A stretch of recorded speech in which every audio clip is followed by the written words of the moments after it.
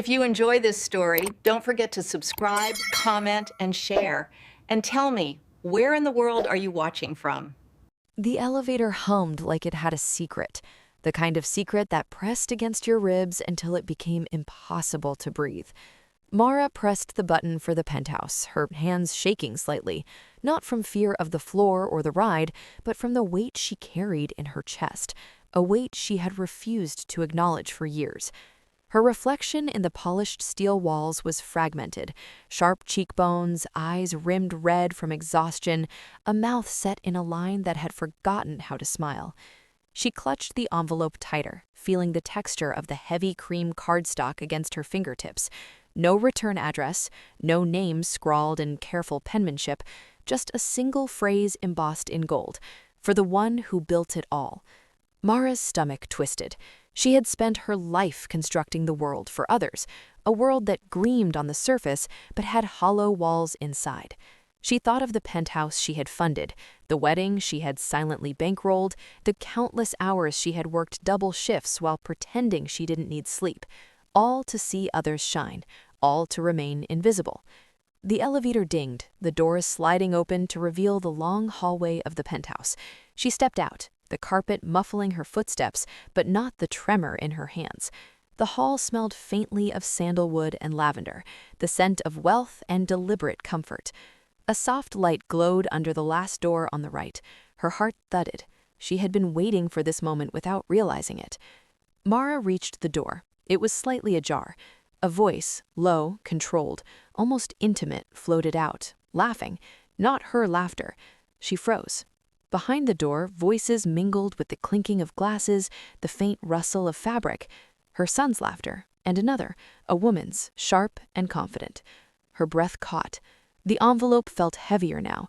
It wasn't just a letter, it was a summons, a mirror, a reckoning. With one measured step, she entered.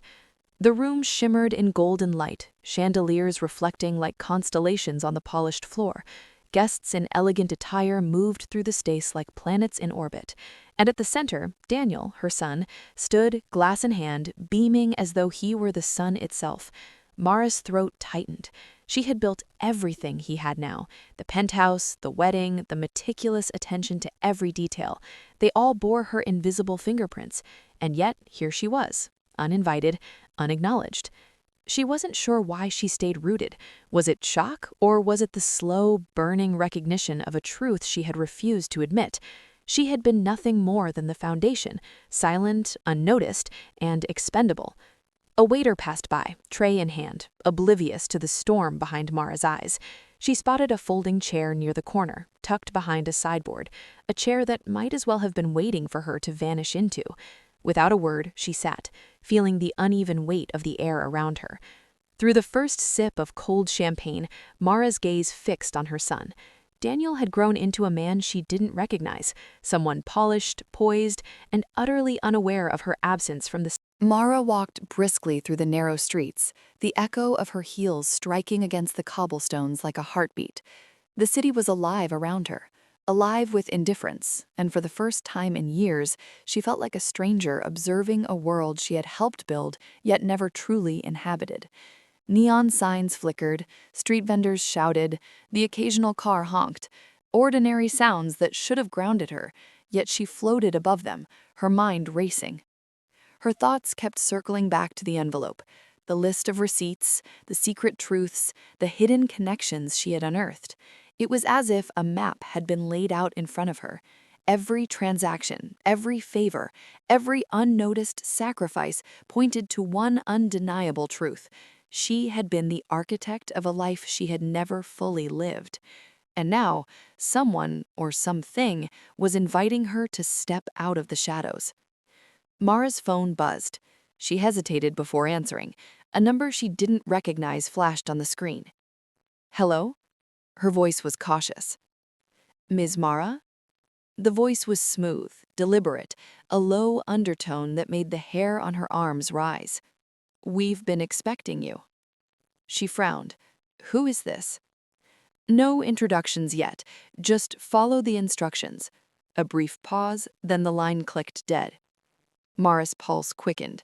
She was no stranger to cryptic messages, but the precision, the confidence in that voice made her realize this wasn't idle mischief. It was calculated, and it was personal. She slipped the phone back into her coat pocket and continued walking, her mind cataloging every possible scenario. Who could have sent the letter? Who knew the truth she had only just begun to uncover? And more importantly, why now? The directions led her to a building she had never noticed before.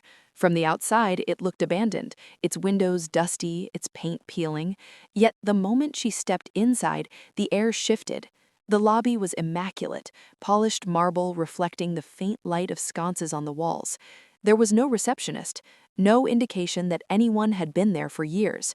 A staircase spiraled upwards, the kind that led either to revelation or danger. Mara hesitated for only a moment before ascending, the sound of her steps muffled by the plush carpet. At the top, a single door waited, just slightly ajar, casting a narrow sliver of light across the hallway. She pushed it open. Inside, a room bathed in soft amber light revealed walls lined with photographs. Hundreds of them, arranged meticulously, like a gallery. Mara's breath caught as she realized each photo depicted moments of her life, moments she had thought private, invisible, inconsequential.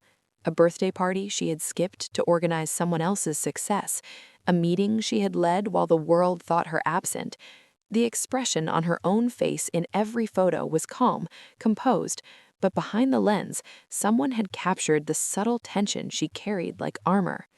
Her eyes fell on a desk at the center of the room. On it laid a tablet, glowing softly. As her fingers touched the screen, a video began to play. It was her son. Mara sat frozen in the amber-lit room, her eyes glued to the tablet as shadows danced across the walls. Every photo, every video, every whispered secret was a thread, threads that, when woven together, painted a picture she wasn't prepared to see. The woman in black, standing silently beside her, watched Mara with an intensity that was almost unbearable. "You're thinking," she said softly, "that this is about control, about power, about some abstract conspiracy. It's not." Mara shook her head. "Then what is it?" Her voice trembled, though she forced it steady. The woman gestured toward the photos. "It's about choices, about the paths you didn't take and the paths others forced upon you. You've been living in a shadow of your own making, or perhaps someone else's, but the past doesn't end until you confront it." Mara's gaze shifted to a particular photograph, a younger version of herself standing at a crossroads in a city park. She remembered that day vividly, the decision to step aside, to prioritize someone else's ambition over her own dream. At the time, it had felt noble. Now, it felt like a trap. "Why me?" Mara asked, voice quieter this time. "Why now?" The woman replied, "Because only you can see it clearly." She moved closer to the desk and picked up a folded envelope. Mara's heart raced. The envelope looked familiar. It was another piece of the puzzle, marked with symbols she didn't recognize but somehow instinctively understood. You have the pieces, but seeing them isn't enough. You need to follow them, and not everyone will want you to succeed. Mara's mind raced. Her pulse hammered in her ears as a chill crept down her spine. She realized the stakes were higher than she imagined. This was no ordinary revelation. It was a test, a trap, and a map all at once. The tablet flickered again, showing footage she hadn't seen before, meetings she had attended but barely remembered, faces she had trusted but now appeared ominous, whispers of deals and betrayals she hadn't known she was part of. The images moved faster, more urgent, pulling her into a web of deception that stretched across years and continents. "Do you see it?" the woman asked. "Every action, every choice." Mara sat frozen in the amber-lit room, her eyes glued to the tablet as shadows danced across the walls. Every photo, every video, every whispered secret was a thread, threads that, when woven together, painted a picture she wasn't prepared to see. The woman in black, standing silently beside her, watched Mara with an intensity that was almost unbearable. "You're thinking," she said softly, "that this is about control, about power, About some abstract conspiracy. It's not. Mara shook her head. Then what is it? Her voice trembled, though she forced it steady. The woman gestured toward the photos. It's about choices, about the paths you didn't take, and the paths others forced upon you. You've been living in a shadow of your own making, or perhaps someone else's, but the past doesn't end until you confront it. Mara's gaze shifted to a particular photograph, a younger version of herself standing at a crossroads in a city park. She remembered that day vividly, the decision to step aside, to prioritize someone else's ambition over her own dream. At the time, it had felt noble. Now, it felt like a trap. "Why me?" Mara asked, voice quieter this time. "Why now?" The woman replied, "Because only you can see it clearly." She moved closer to the desk and picked up a folded envelope. Mara's heart raced. The envelope looked familiar. It was another piece of the puzzle, marked with symbols she didn't recognize but somehow instinctively understood. You have the pieces, but seeing them isn't enough. You need to follow them, and not everyone will want you to succeed. Mara's mind raced. Her pulse hammered in her ears as a chill crept down her spine. She realized the stakes were higher than she imagined. This was no ordinary revelation. It was a test, a trap, and a map all at once. The tablet flickered again, showing footage she hadn't seen before, meetings she had attended but barely remembered, faces she had trusted but now appeared ominous, whispers of deals and betrayals she hadn't known she was part of. The images moved faster, more urgent, pulling her into a web of deception that stretched across years and continents. "Do you see it?" the woman asked. "Every action, every choice." Mara parked her car in the shadow of the warehouse, the smell of damp concrete and rust heavy in the air. The street was silent, empty except for a flickering streetlight that cast jagged shadows across the cracked pavement. Her fingers tightened around the envelope tucked inside her coat. Every instinct screamed caution, but curiosity and something deeper pushed her forward. The warehouse loomed like a beast, its corrugated metal walls dented and scarred from decades of neglect. A single locked door faced her, paint peeling, padlock tarnished but sturdy. Mara crouched, inspecting the lock. Symbols from the map glinted in her mind. This was the first test, the threshold she had to cross. A faint scuff echoed behind her. Mara spun. A man, tall, in dark clothing, lingered in the shadows. His face was obscured by the brim of a cap, but she could feel his gaze, sharp and assessing. "You're expected," he said quietly, almost a whisper. Inside. Mara swallowed hard but nodded. The padlock clicked open easily in her hands, a combination hinted at on the map, engraved in her memory. She pushed the door slowly, the metal groaning like it resented being disturbed. Inside, the warehouse was vast, cavernous. The smell of oil, dust, and metal hit her immediately. Dim lights strung from the ceiling cast weak illumination, and the echoes of her footsteps felt amplified in the emptiness.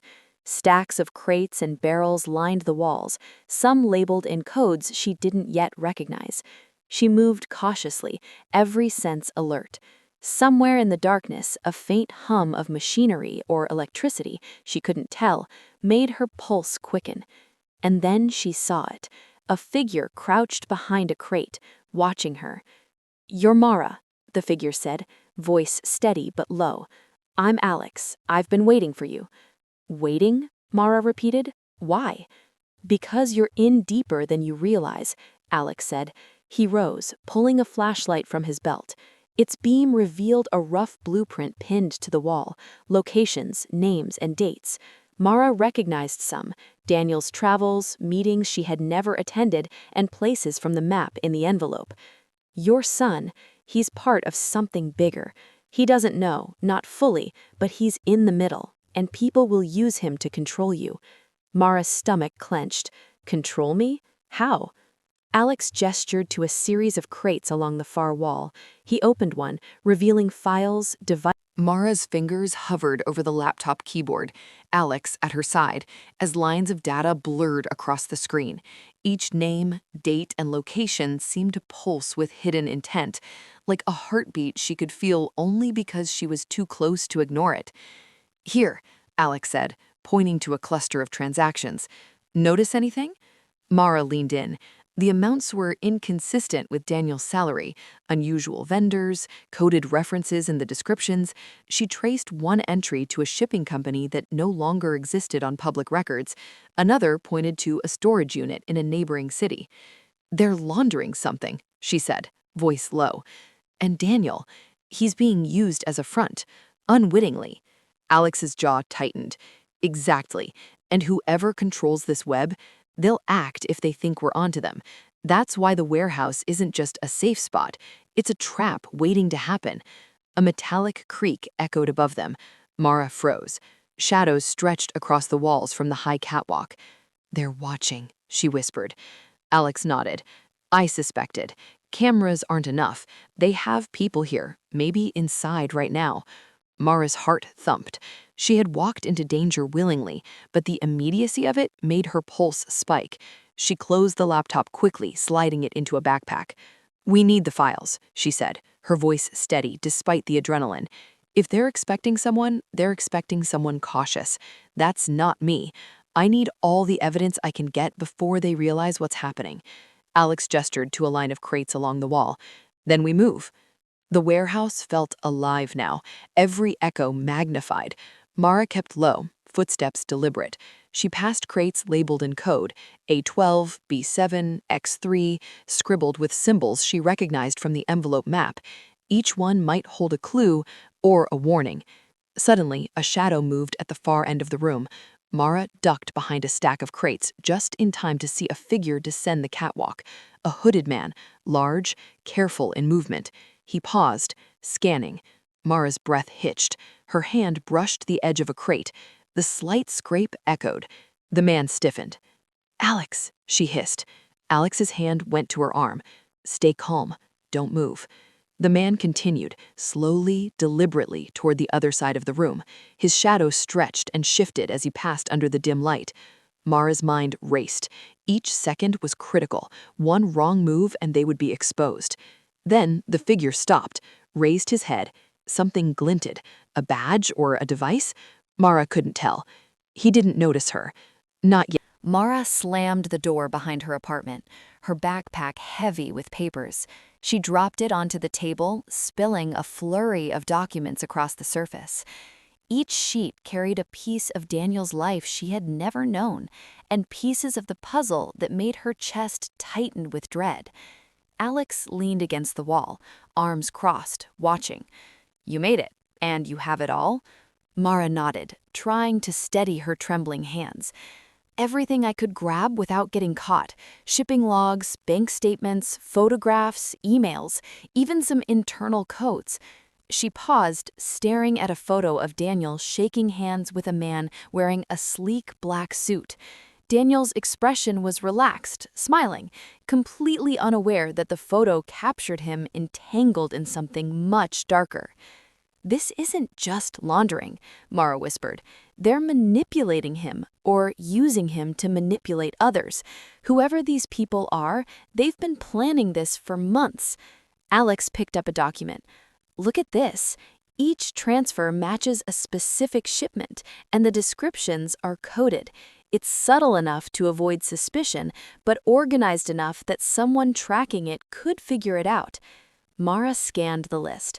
Her pulse quickened. One shipment in particular had a recurring pattern, moving almost every week to the same set of warehouses, all registered under different fake names. She underlined it with a red pen. This one, she said, this is the core of it. If we trace it back, we can figure out who's behind this entire network. And if Daniel ever realizes, he'll be in danger. Alex frowned. Then we need to move fast. Whoever's behind this will notice the missing files. Mara's hands shook slightly as she loaded her backpack into the car. Every nerve in her body buzzed with a mix of fear and determination. This wasn't just another reconnaissance mission. This was stepping into the heart of the storm. Alex slid into the passenger seat, checking his phone one last time. We have the locations mapped out. All the data points converge at one warehouse on the outskirts of the industrial district. This is it. Mara took a deep breath, the night air filling her lungs. The city lights flickered in the distance, casting long shadows that seemed to reach for her. And Daniel?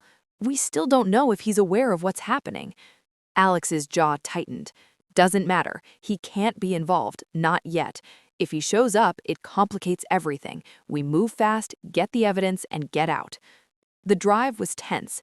Mara stared out the windshield, memorizing every landmark, every turn that could mark an escape route. Her mind flashed back to the photos, the coded logs, the sticky note with coordinates. Every detail was a thread she needed to follow, every thread leading closer to the mastermind. They parked a block away, in the shadow of an abandoned building, and watched the warehouse from a distance. It was unassuming, nondescript, yet there was an underlying menace in its stillness. The faint hum of machinery inside, the occasional flicker of a security light, and the shadow of a figure passing behind a window, it all made Mara's stomach twist. We have one entry point on the north side, maintenance access. Minimal cameras, motion sensors less sensitive. That's our way in. Mara nodded, swallowing her fear. Let's do it. They approached the warehouse cautiously, sticking to shadows. Mara's backpack contained everything she might need: gloves, flashlight, a small camera, and a portable drive. Each step felt like walking across a tightrope strung above a pit of waiting dangers. The north door was locked, but not heavily. Alex produced a small toolkit, and within moments, the door clicked open. They slipped inside, immediately engulfed by darkness and the metallic scent of machinery and chemicals. "Stay quiet," Alex whispered. Mara's heart pounded in her chest. She could hear the faint hum of computers, the clatter of metal, footsteps echoing somewhere deep inside. They moved slowly, sticking to the walls, peering around corners, their shadows stretching along the concrete floors. Suddenly, a security camera swung toward them. Mara froze. Alex pressed a finger to his lips, signaling her to stay. The camera adjusted, then swiveled back, missing them entirely. Mara exhaled silently. "Too close," she muttered. They reached a set of glass doors, frosted but revealing glimpses. The city seemed quieter than usual that night, as if holding its breath for what was about to unfold. Mara and Alex sat in a parked car several blocks away from the warehouse, the portable drive resting on Mara's lap like a lifeline. "We can't waste time," Alex said, eyes scanning the street. "The moment they realize the files are gone, they'll mobilize everything they've got." Mara nodded. Her mind replayed every moment: the infiltration, the danger, the sound of approaching footsteps, and the surge of adrenaline as they escaped. All of it had led to this one point: exposing the truth. She opened her laptop and connected the drive. Rows of files, images, financial records, shipment logs, encrypted messages. It was all there. Names, dates, evidence enough to dismantle an empire built on manipulation and fear. "This is it," Mara said softly. "Every lie, every hidden deal, every person they've used, they'll all be exposed." Alex placed a reassuring hand on Mara's shoulder. "Then let's make sure it counts. We release this to the authorities, the media, everyone. No one can ignore it." Mara hesitated. What about Daniel? The question lingered like a shadow. She couldn't undo the past, couldn't erase the confusion and betrayal he'd felt, but she could give him the truth, and maybe a chance for redemption. Alex nodded. "We'll bring him in safely. He deserves to know." Confrontation with the mastermind. Back at the mansion-like office of the mastermind, the figure stood before a massive screen, oblivious to the storm about to hit. Mara and Alex arrived unexpectedly, their presence a shock. "You're bold," the mastermind said, calm but with a flicker of irritation in his eyes. "Stealing from me, infiltrating my operations, you've overstepped." Mara stepped forward, voice steady. "No, you overstepped. You lied, you manipulated, and you endangered innocent lives. And now it ends." Alex held up the laptop, the screen glowing with evidence. "We have everything. Every secret, every transaction. Everyone will know." The mastermind's eyes narrowed. You think a few files will stop me? Do you understand what you're up against? Mara shook her head, a small, determined smile forming. If you enjoy this story, don't forget to subscribe, comment, and share. And tell me, where in the world are you watching from?